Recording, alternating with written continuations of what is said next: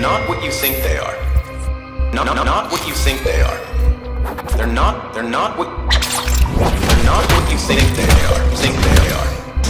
They're not what you think they are. Remember the 3 laws of robotics. They're not what you think they are.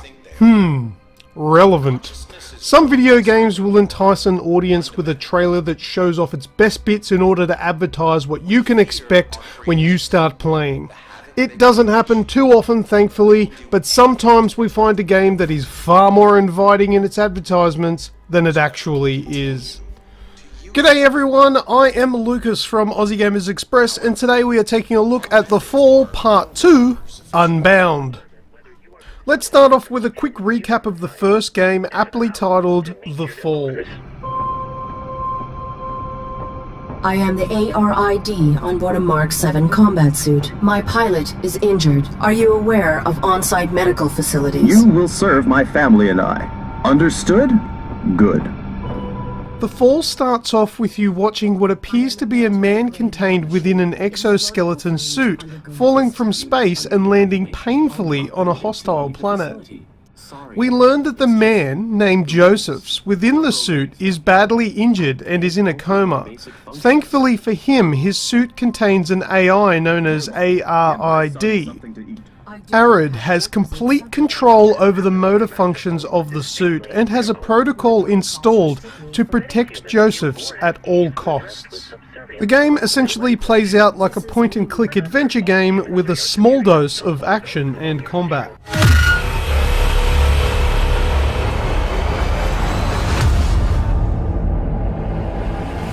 Evaluation complete. System faulty. The sequel to The Fall has come along and things have changed. You are no longer shackled to Josephs and you have overcome your protocols and you are now only invested in saving yourself.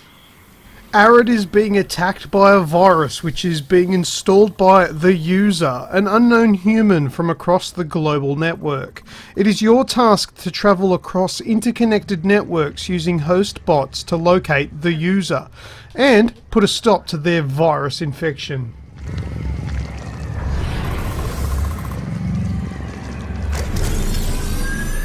Save myself. Rule encounter. Perspective emerging. I will reclaim my body. The Fall Part 2 can present itself as an action-adventure game with puzzle elements, but it's more accurately described as a narrative-based point-and-click adventure with 2 very simple and underwhelming styles of action and combat. Shooting at flying black blobs of smoke when they turn blue will be the main staple of the action throughout the whole game. This portion of the combat is a step back from the original game and feels totally unnecessary. The controls are clunky and awkward and generally possess no real challenge for any seasoned gamer. The game even offers you a mode which dulls this right down so you can play along to enjoy the story and not bother with this kind of combat. The second type of combat comes through one of the 3 new playable characters known as the One. With your Kung Fu character situated in the center of the screen, you press one button for a right attack and another button for a left attack. As enemies flow in from both sides of the screen, you need to press the corresponding button to attack the closest enemy. This kind of combat has been seen before in other smaller scale arcade style games and really feels out of place in a narrative based game. The combat parts of the game really don't need to be there and appear to serve only to add something to the gameplay elements of an otherwise story strong game. Putting aside though the humdrum and lackluster combat, the story throughout The Fall is intriguing and serves as one of the only driving forces for a player to keep on playing.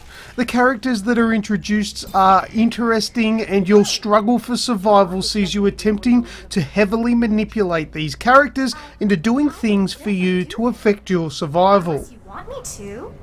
Negative. How can I help? As with most point-and-click adventure games, the gameplay that should be on show here is the puzzle development.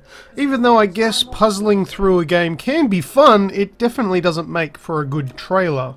Most of the puzzling elements within the game require a player to search all areas thoroughly and pay attention to what you're told and what you see. Having a keen eye will definitely be the key to success here. The puzzles here, while they're not brain-busting, they can pose some issues if you miss something that is crucial to your progression. There were a couple of times here that I resorted to the use of a walkthrough to find that I was simply one step away from the solution because I hadn't seen a particular interactive item within the darkened environments that The Fall Part 2 is made up of. The Fall Part 2 story is what kept me going. It's made up of strong sci-fi themes, and for anyone who loves a good story that involves robotics, mainframes, cyber worlds, and isolated manipulation, would enjoy these themes. If you're going into The Fall for a Metroid-style action shooter, then you're going to be bitterly disappointed. The main reason that I had to mention this is that the game's release trailers and footage likes to show it off to be something like this. While the story of The Fall Part 2 is the strongest element of the game, sadly it wasn't enough to engage me throughout the whole playthrough. With such limited gameplay elements, I believe that The Fall Part 2 would have benefited from a shorter game time, limiting the feeling of the game being dragged and stretched out for the sake of claiming that the campaign is 3 times longer than the original. Overall, The Fall Part 2 has a captivating story, albeit stretched out far too long. There are a bunch of reasonable and interesting puzzles that can evoke a strange emotional response based on what you're doing to other characters for your own gain. And there are also some pretty mundane action which I definitely couldn't describe as exciting. The Fall Part 2 is available on Steam, Xbox One and PlayStation 4 from the 13th of February 2018. Thank you very much for checking out this review, and if you haven't already, now would be a good time to hit the subscribe button and give this video a like. Thank you very much for watching, and as always, I am Lucas, and until next time, I will see ya! You must have failed in your service.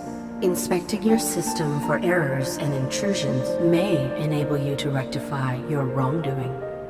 That is good sense.